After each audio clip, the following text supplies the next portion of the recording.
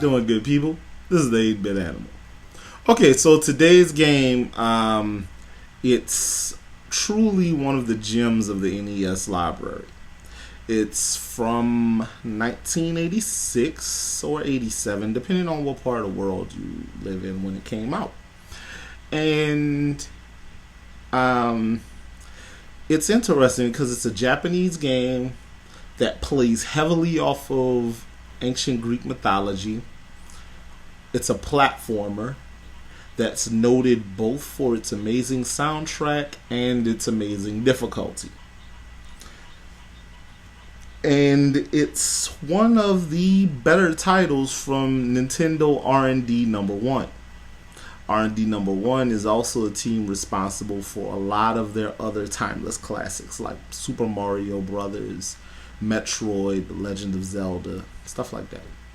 Today's game is Kid Icarus. Now, Kid Icarus, it follows Pit, a little angel who was sent a bow and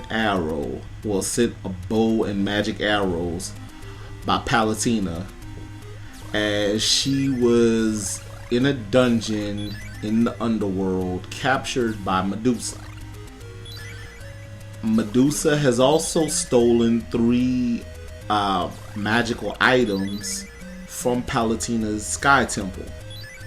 And it's up to Pit to venture into the Sky Temple and rescue Palutena, other denizens of Angel Land who may have been turned to stone by Medusa, as well as finding these 3 items so that he can vanquish Medusa once and for all.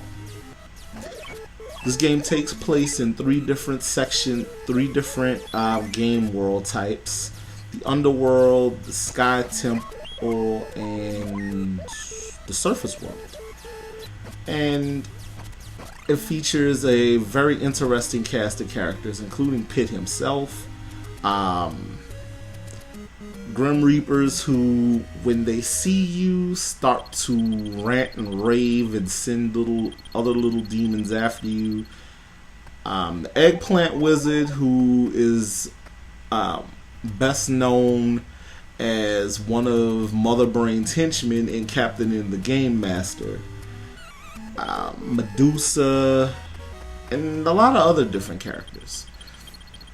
This game, I love this game because it's almost as hard as Ghouls and Ghosts, but for one exception. It has a password feature. So you can die, but every time you die, you get a password. So it doesn't feel as unforgiving. And there are infinite continues. Kid Icarus also features probably one of the better soundtracks that Nintendo has ever put out. This game, despite the fact that a lot of critics panned it because of its difficulty, it became a cult classic. It was extremely popular. A lot of gamers absolutely love Kid Icarus, which is why it was always puzzling that a sequel came out in '91 for the Game Boy. After that sequel came out, for about 20 years, there was no hide nor hair of anything related to Kid Icarus, other than hushed whispers about this awesome game that was on the NES. Until Super Smash Bros. Brawl came out, and Pit was a playable character.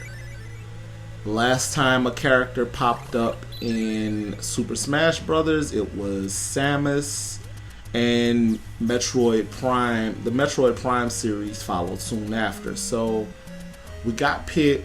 Then there were a few more years where people were like, yo, where's the new Kid Icarus? Where's the new Kid Icarus?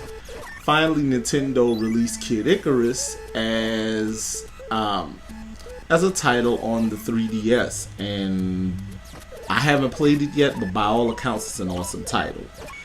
But Kid Icarus is one of those instances where a brutal game can also be an extremely rewarding game.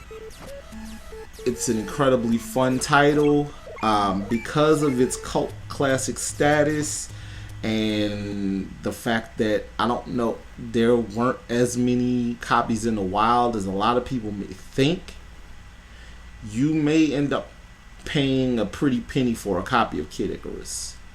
I got my copy on a swap with a friend of mine, so. But I definitely encourage you to pick up a copy of Kid Icarus if you love old school platformers. This has been 8-Bit Animal, and I will catch you beautiful people tomorrow.